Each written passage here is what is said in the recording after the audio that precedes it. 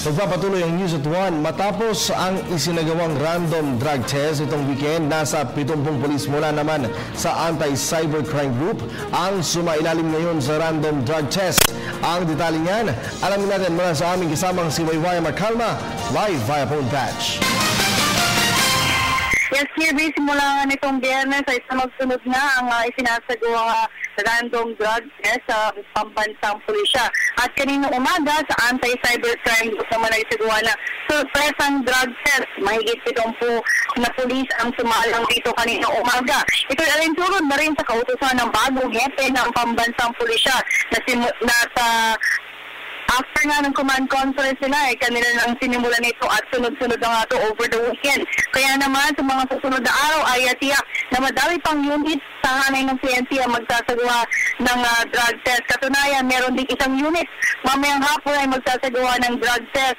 Nais kasi ni PNP Chief Police Director General Ronald De La Rosa na magkaroon ng cleansing sa kanilang hanay nang sa gayon ay manumbalik na rin ang tiwala ng taong bayan sa mga alagad ng batas. Mamaya naman ay Highway Patrol Group ang inaasahan sa ilalim sa random drug test. At ayon nga sa proseso ng Philippine National Police, oras ng isang pulis ay nagpositibo ay magkakaroon muli ng isang confirmatory test at kailangan nilang ipaliwanag kung bakit sila nagpositibo sa drug test at magkakaroon din sila ng mas malalimang investigasyon pagkatapos nito.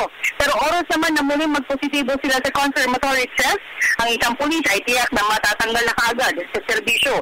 Samantala ay natasa naman ni General De La Rosa na tutukan ng PNP ACG ang internet dahil madalas na itong ginagamit ng mga sindikato lalo't patungkol sa illegal na droga. Ayon kay PNP Anti-Cybercrime Group spokesman Superintendent J. Guillermo, internet na ngayon kasi ang pangunahing linya ng komunikasyon ng mga sindikato dahil mas mabilis na ang transaksyon, oras na nga pag ginagamit ang internet.